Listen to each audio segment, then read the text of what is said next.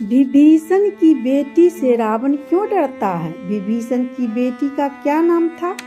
रावण का नाम सुनते ही उसकी अपार शक्तियों की छवि उभरती है। यह सोचना भी अजीब लगता है कि इतना पराक्रमी योद्धा किसी से डर सकता है, देवता हो या दानव। रावण ने कभी किसी को चुनौती देने से पहले एक बार भी नहीं सोचा। उससे समस्त ब्रह्मांड थरथरा उठता था। लेकिन बहुत कम लोग जानते हैं कि रावण अपने ही कुल की एक महिला से अत्यधिक भयभीत था। यह महिला कोई और नहीं बल्कि विभीषण की बेटी त्रिजटा थी। रामायण में जितने भी महत्वपूर्ण किरदार हैं, लोग लगभग सबके बारे में जानते हैं, लेकिन कुछ ऐसे पात्र भी हैं जो बेहद शक्तिशाली और रहस्यमय थे, परंतु जिनका उल्लेख कम हुआ है।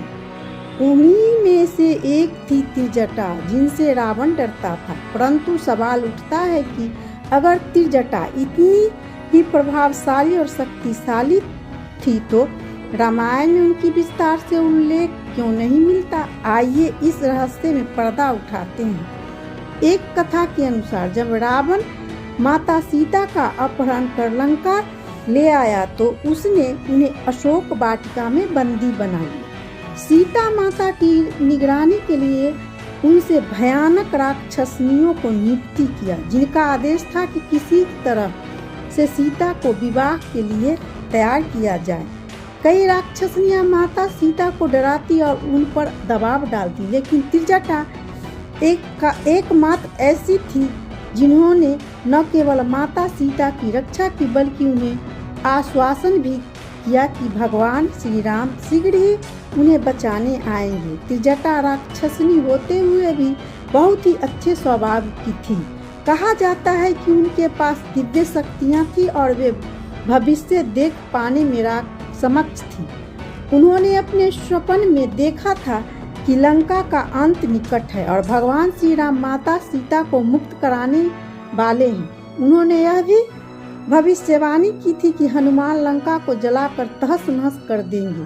त्रिजटा ने इन भविष्यवाणी वचनों से राक्षसनिया समुदाय भी भयभीत था और यहाँ तक कि रावण भी त्रिजटा की शक्तियों से डरता था। वह जानता था कि त्रिजटा की भविष्यवाणी सत्य सिद्धि होती है और इसी कारण उसने कभी त्रिजटा का अपमान करने का साहस नहीं किया। त्रिजटा ने एक माता की भांति माता सीता की सेवा की और उन्हें एक हर संभव सहारा दिया। उन्होंने राक्षसनियों को भी माता सीता के साथ दुर्व्यवहार करने से रोका और उन्हें आगाह किया कि यदि उन्होंने माता सीता को कष्ट पहुंचाया तो उनके लिए विनाश निश्चित है।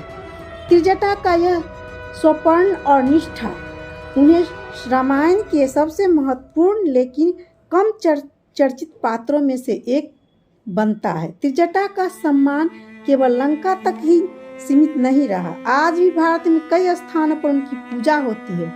वाराणसी में त्रिजटा का एक प्रसिद्ध मंदिर है। मान्यता है कि जब माता सीता अयोध्या जाने लगी तो उन्होंने त्रिजटा से कहा कि अयोध्या में उन्हें राक्षसनी होने के कारण प्रवेश की अनुमति नहीं मिलेगी। तब माता सीता ने उन्हें मोक्ष प्राप्त के लिए वाराणसी जाने की सलाह दी। यही कारण है कि वाराणसी में त्रिजटा का मंदिर स्थित है, जहां उन्हें देवी के रूप में पूजा जाता है। इसी मंदिर में मूली और बैगन का चढ़ावा चढ़ाने की परंपरा है। इसी प्रकार उज्जैन में भी त्रिजटा का एक मंदिर स्थित है, जो बालवीर हनुमान मंदिर परिषद के भीतर स्थित है। यह मंदिर त्रिजटा की महिमा और उनकी भक्ति को समर्पित है।